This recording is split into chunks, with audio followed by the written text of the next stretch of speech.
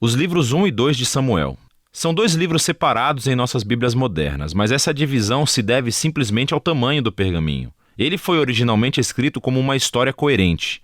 Nesse vídeo, nós vamos abordar somente o livro 1 de Samuel.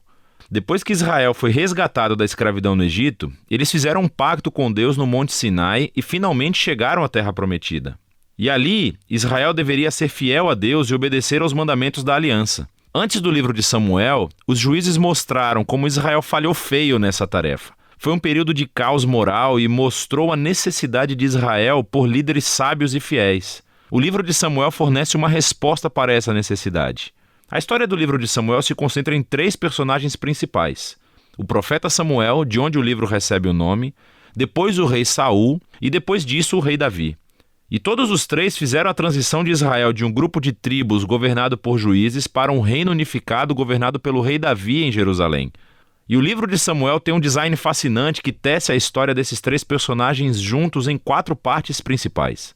Samuel, o líder principal e profeta, na primeira seção do livro, também desempenha um papel fundamental na próxima seção, que é a história de Saul. E é narrado em 2 movimentos, a ascensão de Saul ao poder e depois os seus fracassos.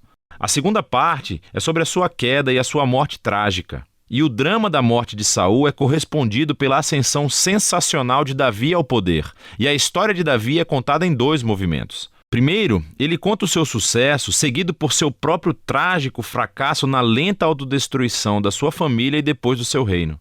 O livro conclui com um epílogo que reflete sobre toda a história.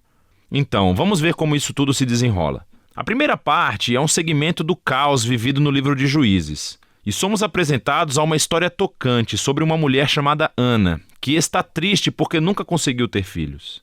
E pela graça de Deus, ela finalmente tem um filho chamado Samuel. Em alegria, ela canta um poema incrível no capítulo 2. E o poema é sobre como Deus se opõe ao orgulhoso e exalta os humildes. Sobre como, apesar das tragédias e do mal humano, Deus está trabalhando os seus propósitos na história. E também sobre como Deus um dia erguerá um rei ungido para seu povo. Agora, o poema de Ana foi colocado aqui no início do livro para apresentar esses temas-chave que veremos ao longo da história, como na seguinte: Samuel cresce e se torna um grande profeta e líder para o povo de Israel, ao mesmo tempo em que os filisteus sobem ao poder como arqui-inimigos de Israel. E nessa batalha crucial, os israelitas se tornam arrogantes, e em vez de orarem e pedirem ajuda a Deus, eles usam a Arca da Aliança como um troféu mágico que lhes concederá automaticamente a vitória na batalha. E assim, por causa de sua presunção arrogante, Deus permite que Israel perca a batalha e a arca é roubada. Então os filisteus pegam a arca e a colocam no templo do seu deus, Dagon. E então o Deus de Israel derrota os filisteus e o deus Dagon sem um exército, enviando pragas sobre o povo. Os filisteus não querem mais a arca e obviamente a enviam de volta para Israel. E a moral dessa pequena história parece ser isso: Deus não é o troféu de Israel, e ele se opõe ao orgulho entre os filisteus, mas também entre o seu próprio povo. Assim, Israel precisa permanecer humilde e obediente se quiser experimentar a bênção da aliança de Deus, o que inicia a próxima grande sessão. Os israelitas vêm a Samuel e dizem: Ei, queremos um rei como todos os outros povos. Vai encontrar um para nós. E Samuel, que está irritado, vai consultar Deus. E Deus diz: sim, todos os seus motivos estão errados, mas se é um rei que eles querem, então dê-lhes um. E assim somos apresentados a Saul. Saul é uma figura trágica porque ele começa cheio de promessas. Ele é alto, ele é bonito, ele é um candidato perfeito para um rei. Mas ele tem falhas profundas de caráter.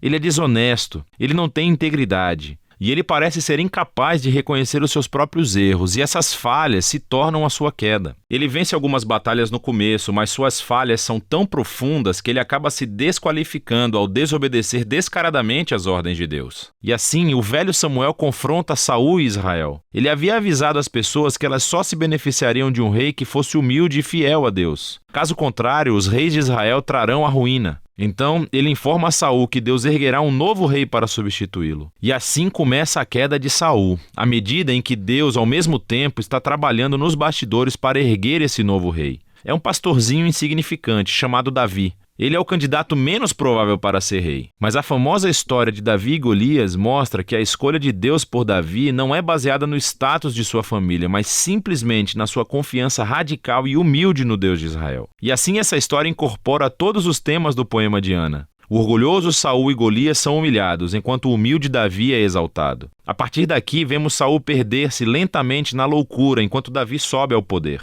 Então Davi começa a trabalhar para Saul como general. E ele ganha todas as batalhas e também ganha toda a fama. Assim, Saul fica com inveja e começa a perseguir Davi, caçando-o e tentando matá-lo. Davi não fez nada de errado, portanto ele simplesmente foge e espera no deserto. E aqui vemos o verdadeiro caráter de Davi. Ele tem múltiplas oportunidades para matar Saul, mas não o mata.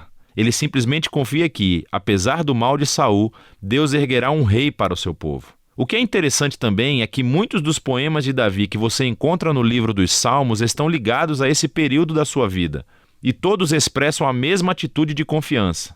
E assim essa seção do livro termina, com Saul chegando a uma terrível morte depois de perder uma batalha com os filisteus. 1 Samuel conta algumas das histórias mais complicadas e bem contadas que você encontrará na Bíblia. E os personagens, Saul e Davi, são retratados de maneira muito realista. E o autor os apresenta como personagens de estudos para que você possa se encontrar neles. Então, na história de Saul vemos um aviso. É crucial que reflitamos sobre as nossas próprias falhas de caráter e como elas prejudicam a nós mesmos e às outras pessoas. Com a ajuda de Deus, precisamos nos humilhar e lidar com o nosso lado obscuro para que a história de Saul não se torne a nossa. Davi, por outro lado, é apresentado como um exemplo de paciência e confiança no tempo de Deus em nossas vidas. Então ele foge para o deserto, sendo perseguido por Saul. Davi tinha todos os motivos para pensar que Deus o abandonara, mas não é isso que ele pensa. Ou seja, a história de Davi nos encoraja a confiar que, apesar do mal humano, Deus está trabalhando os seus propósitos, opondo-se aos orgulhosos e exaltando os humildes.